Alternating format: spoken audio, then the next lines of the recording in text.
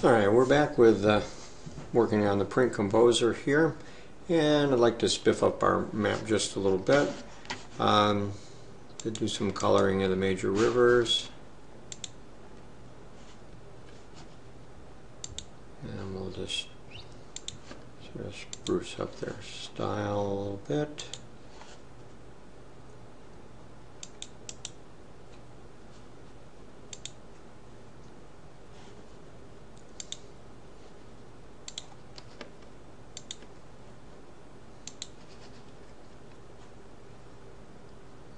Yeah, we'll drag the rivers up on top.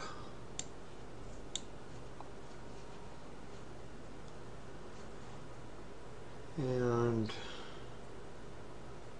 maybe tone down Alaska a little bit.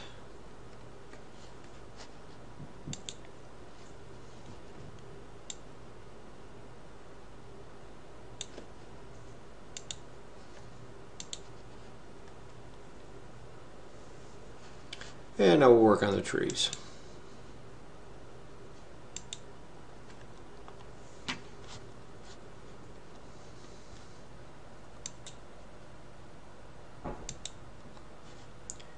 What we want to do is categorize these based on the description of vegetation. The classify brings them up, and we'll change the colors here to make the trees look a little differently. The evergreens will make a little darker. And then the mixed trees we'll put someplace in between. That looks a little close. Let's change that color. A little lighter green.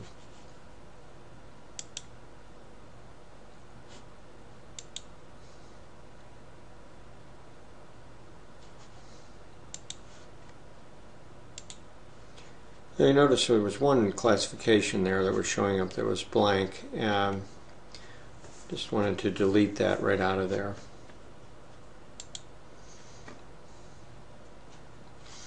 Okay, so now we've got a representation of the Alaska in general. So we'd go to our project and create a new print composer.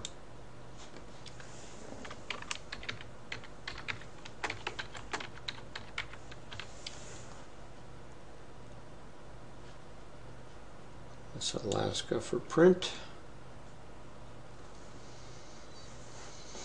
Okay, so this is the composer screen, and if we look over here, you can see there's exporting the whatever we come up with, and that's our idea, is to really get to the point where we can create a printable map.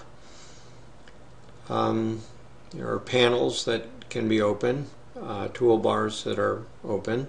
You can see everything's basically open, so it's a reduced set. And then we have things that we can add. So the first thing I want to do is to kind of look at some of the tabs over here. You'll spend a lot of time coming back and forth this way. So selecting the composition, you can see the preset is set for a paper, which is an A4 size. So we want to scroll down here and look at all the different types of paper. So it's A, B, so on. And the United States typical size is ANSI A letter. It's 8.5 by 11, and you can see there's B, D, and C. These are terms typically used when we talk about CAD drawings and so on. So we'll want to go with an ANSI A. That's what most of us have in our printers. We can add number of pages and so on as you go, and then this allows us to convert everything into basic rasterization when you go to print. We can also change the orientation. This one I'd like to do in a portrait.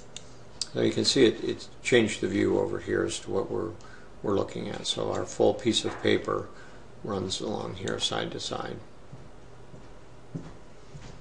Okay, so now we've got our paper oriented to the correct size, and we can either add a map here, or we can add a map in another way.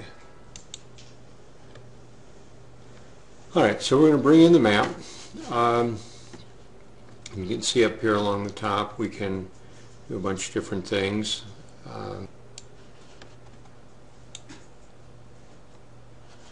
And then we've brought in the map here. When this is active, you can look at the item properties. And important to recognize here is if I grab this now, I'm dragging the whole map frame around. But if I select this next door, I can move inside the frame. So this is very handy to recognize, is whether you're moving the content inside or moving the actual content outside. And you'll notice over here on the command history that it says you've changed the item position or you've changed the item content. So those two things are different. And so this is good if you want to kind of center things up and go from there. So what we'd like to do is to show this picture around Fairbanks. So we want to use the entire state, but then we want to add a view that allows us to see the local area. So I'm going to add a new map below this.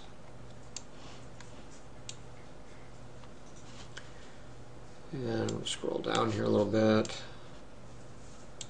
And we're going to make this larger. Okay, so I have two that look identical now, and you can see I can zoom here and orient this in a certain way. So I'm going to do this, and if I get in close enough, you can see that what I want to do is to get a little bit closer to Fairbanks here, and so I want to move the content around and center this up. So the idea here is this is very, very difficult to conceptualize where the location is, but it does give us this information that we have as an interest, which is the types of trees that are around Fairbanks, and that's the purpose of this particular map exercise. So if we look back at this map here, and now that one is active. So if you look at the item properties here, you can see what the scale is. If I click down here, I'm on this particular item, and so the item properties are much different. So you can kind of go back and forth to what you want that to look like. Under the overview, what we can do is to take an overview of map 1, and what that does for us is I'm going to change the color here to make it a little bit easier to see, to try to get the color to show up even better. Try something brighter, and maybe we'll kind of change the transparency so that it's, whoops, went the wrong way. Change the transparency to being less transparent. Okay, so that's maybe too much, so back off a little bit on that.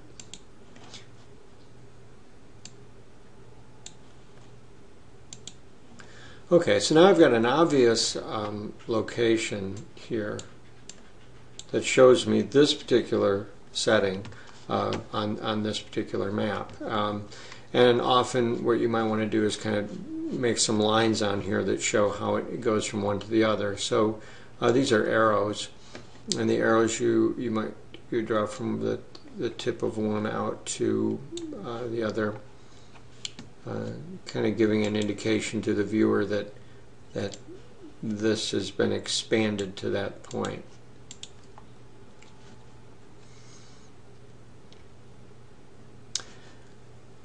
Okay, so I have the rivers in here, but maybe the rivers up here are just confusing. So I'd like to turn these particular rivers off.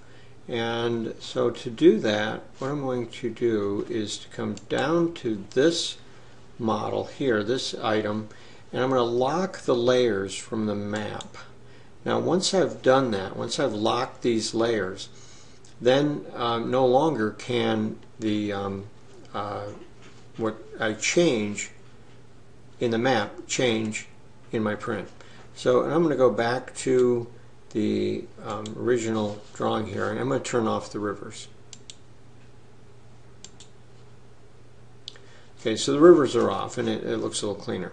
So now I'm going to go back to here, and you see they're still on there. So I've got to come in here and see what's going on. So I'm going to do update the preview, and now they're gone. So you see that looks a little bit cleaner in terms of how that works.